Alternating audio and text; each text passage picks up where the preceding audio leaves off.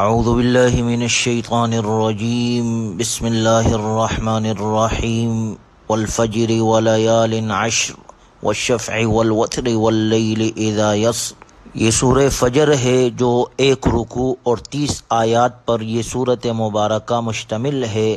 اس کی پہلی آیت میں لفظ فجر مذکور ہے، اس نسبت سے اس سورت کا نام سورہ فجر ہے۔ سورت کی ابتدا میں اللہ تبارک و تعالی کا ارشاد مبارک ہے والفجر، قسم ہے فجر کے وقت کی۔ فجر کا وقت دنیا کی ہر چیز میں ایک نیا انقلاب لے کر نمودار ہوتا ہے، اس لیے اس کی قسم کھائی ہے۔ بعض مفسرین نے اس آیت میں خاص 10 ذی الحجہ کی فجر مراد لی ہے، یعنی یوم النحر، جس دن قربانی کی جاتی ہے اس دن کی فجر مراد ہے۔ ولیال عشر، اور قسم ہے 10 راتوں کی۔ 10 راتوں سے مراد ذی الحجہ کے مہینے کی ابتدائی پہلی 10 راتیں ہیں، جن کو اللہ تبارک و تعالی نے خاص خصوصیت عطا فرمائی ہے۔ آپ علیہ الصلاۃ والسلام کا ارشاد مبارک ہے کہ اللہ کے نزدیک عمل صالح جس قدر ان دنوں میں مقبول ہے کسی دوسرے دنوں میں نہیں۔ والشفع والوتر، قسم ہے جفت کی اور طاق کی۔ جفت سے مراد 10 ذی الحجہ کا دن اور طاق سے مراد عرفے کا دن ہے جو 9 ذی الحجہ کو آتا ہے۔ ان ایام کی قسم کھانے سے ان کی اہمیت اور فضیلت کی طرف اشارہ ہے۔ 10 ذی الحجہ عید الاضحیٰ کا دن ہے جو مسلمانوں کے لیے خوشی کا دن ہے، اس اعتبار سے بڑی فضیلت والا ہے۔ اور 9 ذی الحجہ یوم عرفہ کہلاتا ہے اور یہ بڑا عظیم دن ہے۔ یہ دن حج کا رکن اعلیٰ ہے۔ اس دن دنیا کے کونے کونے سے لوگ عرفات کے میدان میں اکٹھے ہوتے ہیں اور نہایت خشوع اور خضوع کے ساتھ اللہ کے دربار میں دعا کرتے ہیں۔ اسی دن اللہ تبارک و تعالی دنیا کی طرف نزول فرماتا ہے اور فرشتوں کے سامنے ان حاجیوں پر فخر کرتا ہے۔ اللہ تعالی اس دن جتنے بندوں کو آگ سے آزاد کرتا ہے کسی اور دن نہیں کرتا، اور رب ذوالجلال اپنے بندوں اور بندیوں کی دعاؤں کو قبول کرتا ہے۔ اس کے بعد اگلی آیت میں ارشاد فرمایا واللیل اذا یسر، اور قسم ہے رات کی جب وہ چل کڑی ہو، یعنی جب رات رخصت ہونے لگے۔ ان تمام دنوں اور راتوں کا حوالہ شاید اس لیے دیا گیا ہے کہ عرب کے کافر لوگ بھی ان کو مقدس سمجھتے تھے۔ ظاہر ہے کہ یہ تقدس ان دنوں اور راتوں میں خود سے نہیں آ گیا، بلکہ اللہ تعالیٰ نے پیدا فرمایا ہے۔ اس لیے یہ سارے دن رات اللہ تعالیٰ کی قدرت اور حکمت پر دلالت کرتے ہیں، اور اسی قدرت اور حکمت کا ایک مظاہرہ یہ ضروری ہے کہ اللہ تعالیٰ نیکی کرنے والے اور برائی کرنے والے کے ساتھ ایک جیسا سلوک نہ فرمائے، بلکہ نیک لوگوں کو انعام دے اور برے لوگوں کو سزا۔ چنانچہ اس صورت مبارکہ کی اگلی آیتوں میں ان دونوں باتوں کو نہایت بلیغ انداز میں بیان فرمایا گیا ہے۔ اللہ تبارک و تعالی کا ارشاد مبارک ہے الم تر کیف فعل ربک بعاد، کیا تم نے غور نہیں کیا تمہارے رب نے قوم عاد کے ساتھ کیا سلوک کیا، یعنی ان نافرمانوں کو کیسی عبرتناک سزا دی۔ وہ عاد کون تھے؟ ارم ذات العماد، بڑے بڑے ستونوں والے ارم، التی لم یخلق مثلها فی البلاد، کہ جن کی مثل شہروں میں پیدا ہی نہیں کی گئی۔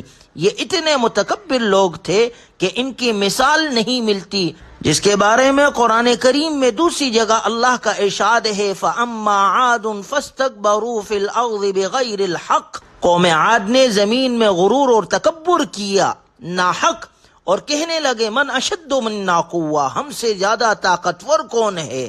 ان کو اپنی طاقت پر بڑا غرور تھا۔ اللہ نے فرمایا اولم یروا ان اللہ الذی خلقهم هو اشد منهم قوہ، وہ ذات جس نے تمہیں پیدا کیا ہے وہ تم سے زیادہ طاقتور ہے۔ اللہ نے ان پر عذاب مسلط کیا فارسلنا علیہم ریحا صرصرا فی ایام نحسات لنذیقہم عذاب الخزی فی الحیاۃ الدنیا ولعذاب الآخرۃ اخزی وہم لا ینصرون۔ یہ قوم عاد جو تکبر اور غرور کرنے والے تھے اور بڑا نعرہ لگاتے تھے اپنی قوت کا، اللہ نے ان پر ہوا مسلط کی، ہوا کے عذاب سے یہ ہلاک کیے گئے۔ دوسرے نمبر پر اللہ نے ذکر فرمایا وَثَمُودَ الَّذِينَ جَابُوا الصَّخْرَ بِالْوَادِ، اور کیا تم نے قوم سمود کو نہیں دیکھا جنہوں نے وادیوں میں پتھروں کو تراش کر عمارتیں بنائی، یعنی یہ اس قدر فضول خرچ تھے کہ پہاڑوں کو تراش کر بڑے نقش و نگار والی عمارتیں بناتے تھے، شہرت اور نمائش کے لیے پیسہ پانی کی طرح بہاتے تھے، لیکن غریبوں پر خرچ نہیں کرتے تھے۔ ان کی عمارتوں کے نمونے آج بھی سعودی عرب میں موجود ہے۔ انہوں نے جب نافرمانی کی، ان پر بھی اللہ کی طرف سے عذاب آیا۔ تیسرے نمبر پر اللہ نے ذکر فرمایا وَفِرْعَوْنَ ذِی الْأَوْتَادِ، کیا آپ نے میخوں والے فرعون کو نہیں دیکھا کہ اس کا کیا حشر ہوا؟ فرعون میخوں والا یہ اتنا بڑا ظالم تھا، جب کسی کو سزا دیتا تھا تو ہاتھوں اور پاؤں میں میخیں ٹھوک دیتا تھا اور اوپر بھاری وزن رکھ کر لوگوں کو ہلاک کر دیتا تھا، جس کو اللہ تبارک و تعالی نے اس کے لشکر سمیت سمندر میں غرق کر دیا اور اس کو قیامت تک کے لیے عبرت کا نشانہ بنایا۔ اللہ تعالی نے اس سورت مبارکہ میں یہ 3 مثالیں بیان کی، نمبر 1 قوم عاد، نمبر 2 قوم سمود اور نمبر 3 فرعون۔ ان تینوں کے ذکر کرنے کا مقصد یہ ہے کہ ان لوگوں نے زمین میں تکبر کیا، غرور کیا، زمین میں فساد برپا کیا، تو اللہ تعالیٰ نے انہیں نیست و نابود کر دی۔ یہ وہ لوگ تھے الذین طغوا فی البلاد، جنہوں نے دنیا کے ملکوں میں سرکشی اختیار کی تھی۔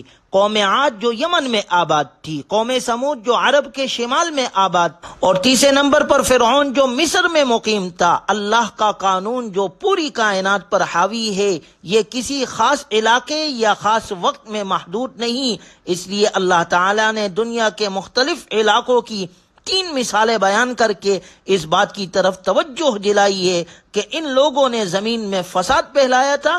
فَأَكْثَرُوا فِيهَا الْفَسَادَ فَصَبَّ عَلَيْهِمْ رَبُّكَ سَوْطَ عَذَابٍ، چنانچہ تمہارے رب نے ان پر عذاب کا کوڑا برسا دیا۔ إِنَّ رَبَّكَ لَبِالْمِرْصَادِ، بے شک تیرا رب گھات میں لگا ہوا ہے۔ جس طرح شکاری گھات میں لگا ہوتا ہے، جو ہی شکار کو غافل پاتا ہے فوراً حملہ کر دیتا ہے، اسی طرح اللہ تعالیٰ بھی نگرانی کرتے ہیں۔ جب کوئی شر و فساد میں حد سے تجاوز کر جاتا ہے تو اللہ تعالیٰ کے حکم سے سزا کا کوڑا برستا ہے اور تمام فسادی ہلاک ہو جاتے ہیں۔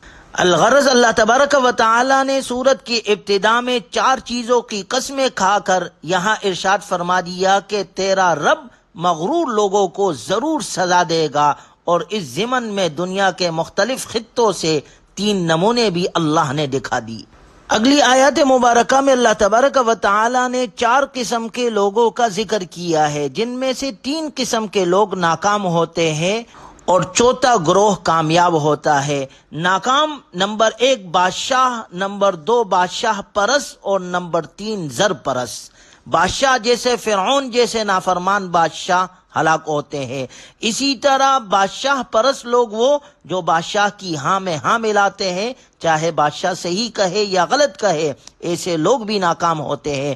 تیسرے نمبر پر زر پرست، جسے سرمایہ دار بھی کہتے ہیں، ایسے لوگوں کا گروہ بھی ناکام ہوتا ہے جن کا مقصد صرف مال کمانا ہوتا ہے، جن کے بارے میں اللہ نے فرمایا فَأَمَّا الْإِنسَانُ إِذَا مَا ابْتَلَاهُ رَبُّهُ، انسان جب اس کا رب اسے آزماتا ہے، فَأَكْرَمَهُ، اس کو عزت دیتا ہے، وَنَعَّمَ، اور اس کو نعمت بخشتا ہے، فَيَقُولُ رَبِّي أَكْرَمَنِ، پس وہ انسان کہتا ہے میرے رب نے میری عزت کی، وَأَمَّا إِذَا مَا ابْتَلَاهُ فَقَدَرَ عَلَيْهِ رِزْقَهُ، اور بہرحال انسان کو جب اس کا رب آزماتا ہے اور اس پر روزی تنگ کر دیتا ہے، فَيَقُولُ رَبِّي أَهَانَنِ، تو یہ فوراً کہتا ہے میرے رب نے مجھے ذلیل کر دیا۔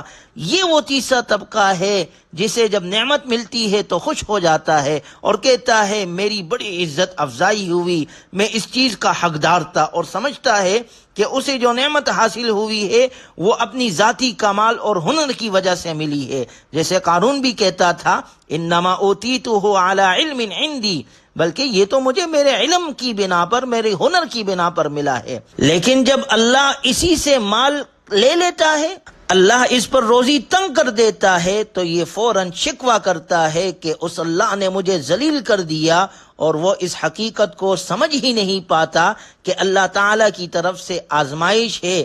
وہ مجھے جانچنا چاہتا ہے کہ ایسی حالت میں میں کہاں تک صبر اور شکر کا دامن تام سکتا ہوں۔ اللہ کا ارشاد ہے کلا، ایسا ہرگز نہیں جیسا تم سمجھتے ہو، بل لا تکرمون الیتیم، بلکہ تنگی رزق کی وجہ یہ ہے کہ تم یتیم کی عزت نہیں کرتے، اور دوسری وجہ یہ ولا تحاضون علی طعام المسکین، اور مسکینوں کو کھانا کھلانے کی ایک دوسرے کو ترغیب نہیں دیتے۔